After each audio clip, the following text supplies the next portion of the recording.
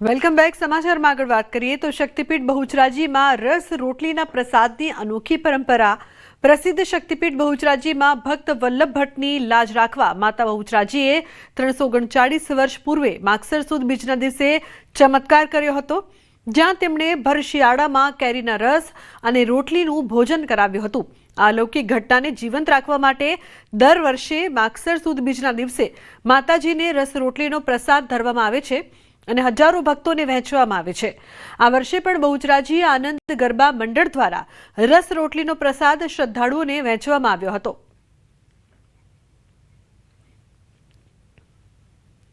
માં ભગવતી એના પરમ ભક્ત વલ્લભ ભટ્ટ અને ધોળારામને વર્ષો પહેલા પરસો આપ્યો હતો, એની નાત જમાડી હતી માગસર મહિનામાં. તે દિવસને યાદ કરતા આજે શ્રી બહુચર માતાજી ટેમ્પલ ટ્રસ્ટમાં સાનિધ્યમાં શ્રી બહુચર આનંદ ગરબા પરિવાર દ્વારા સુંદર માનો પરચાનો પર્વ ઉજવવા જઈ રહ્યા છે.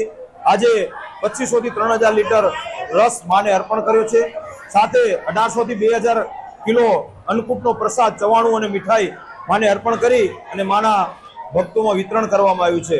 જ્યારે વલ્લભ ધોળાના નાથ એમની જ્ઞાતિએ જ્યારે રસ રોટલીના પ્રસાદની માગણી કરી અને ત્યારે ભર શિયાળામાં મા બહુચરે વલ્લભ ધોળાના રૂપે આવી અને અહીંયા આગળ જે બ્રાહ્મણની નાતો જમાડેલી અને રસ રોટલીના પ્રસાદ રૂપે અહીંયા આગળ જે પ્રસાદ આપેલો, એ પ્રસાદની રૂપે આજે મા બહુચરના ધામ મંદિરમાં આજે હજારો લીટર ભર શિયાળામાં રસ રોટલીનો પ્રસાદ આજે ભક્તોને અહીંયા આગળ પીરસવામાં આવે છે. સમગ્ર દેશભરમાં રાજ્યસભા અને લોકસભાના સાંસદ પોતાના મત વિસ્તારમાં ખેલ મહોત્સવનું આયોજન કરી રહ્યા છે, ત્યારે રાજ્યસભાના સાંસદ નરહરી અમીન દ્વારા પણ ખેલ મહોત્સવનું આયોજન કરવામાં આવ્યું હતું. ત્રિદિવસીય રમત મહોત્સવમાં 9 રમતો રમાડવામાં આવી.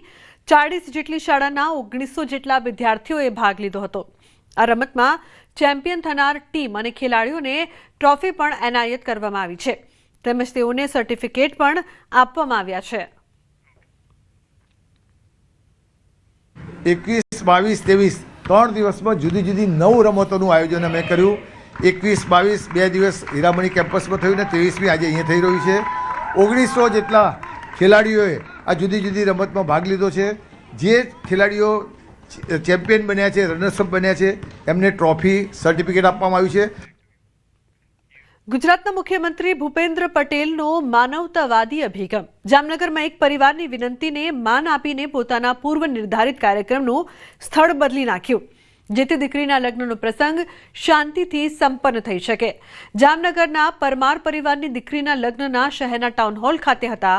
એક દિવસ પછી મુખ્યમંત્રીનો જાહેર કાર્યક્રમ પણ તે જ ટાઉન હોલ ખાતે નિર્ધારિત હતો. મુખ્યમંત્રીની સુરક્ષા વ્યવસ્થાના કારણે લગ્નમાં અવરોધ ઊભા થવાની શક્યતા ઊભી થતા પરિવારે મુખ્યમંત્રી કાર્યાલયનો સંપર્ક કર્યો. વાતની જાણ થતાં જ સંવેદનશીલ મુખ્યમંત્રી ભૂપેન્દ્ર પટેલે તાત્કાલિક આદેશ આપ્યો કે આપણા કાર્યક્રમનું સ્થળ બદલો. દીકરીના પરિવારની ચિંતા એ આપણી ચિંતા છે. પરિવારને મુખ્યમંત્રીએ કહ્યું કે તમે જરા પણ ચિંતા કરશો નહીં, તમારા લગ્ન ધામધૂમથી જ્યાં નિર્ધારિત હતા ત્યાં ટાઉન હોલ ખાતે જ કરો. અમે અમારા કાર્યક્રમનું સ્થળ બદલાવીશું. આ નિર્ણયથી પરિવારની ચિંતા દૂર થઈ છે. પરિવારે મુખ્યમંત્રીનો આભાર વ્યક્ત કરતા કહ્યું છે કે તેમના એક ફોનથી પરિવારને શાંતિ મળી છે.